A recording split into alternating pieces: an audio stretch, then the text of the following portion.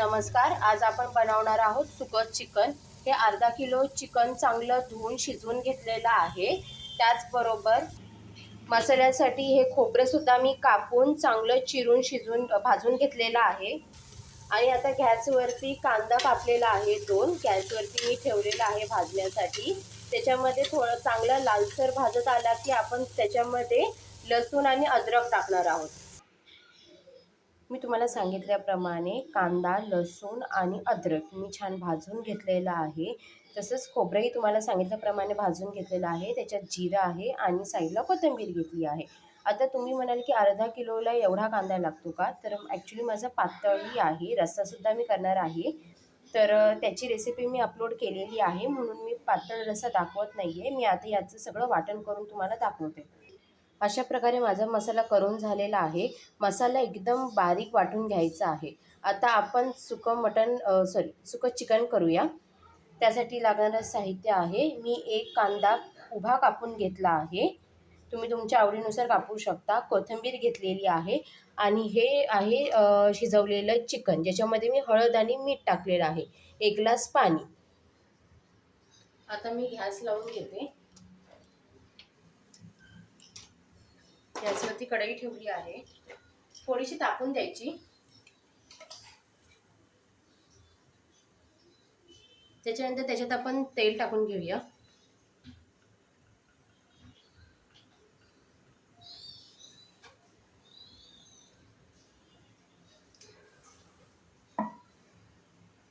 तेल छान तापलेलं आहे. आता एक चिरलेला उभा कांदा आपण टाकून घेऊया त्याच्यात.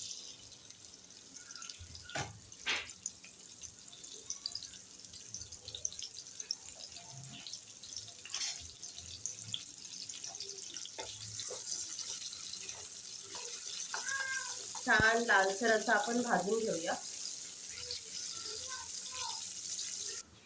तुम्ही पाहू शकता की कांदा एकदम छान लालसर झालेला आहे. आता आपण त्याच्यामध्ये मगाशी वाटलेला मसाला टाकणार आहोत.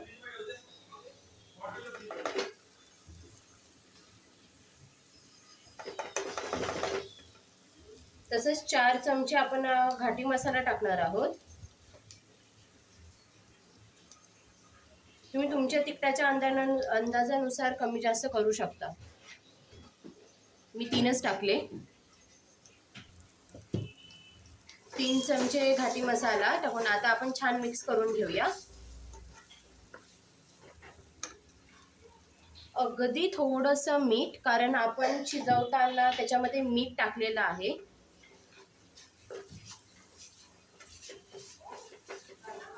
छान मिक्स करून घ्यायचं आहे. आता अगदी थोडंसं पाणी. जर चिकन जास्त असेल तर तुम्ही जास्त पाणी घालू शकता, पण माझं सुकं आहे चिकन म्हणून मी थोडंसंच पाणी घालते.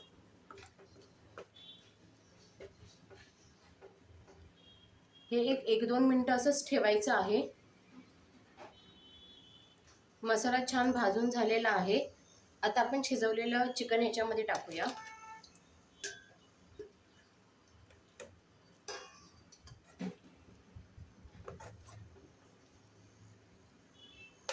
छान मसाला याला लावून घ्यायचा आहे.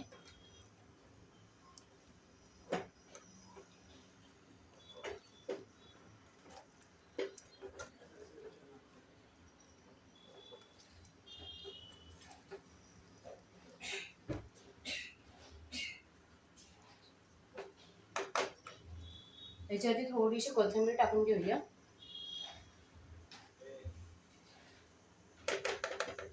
आणि एक वाफ देऊया. 1 मिनिट अशी वाफ द्या आणि नंतर गॅस बंद करा. आपण बघून घेऊया. एक वाफ छान झालेली आहे. पाहू शकता किती छान असं टेम्पटिंग दिसतंय. आवडल्यास नक्की लाईक करा, शेअर करा, कमेंट करा आणि सबस्क्राईब करा.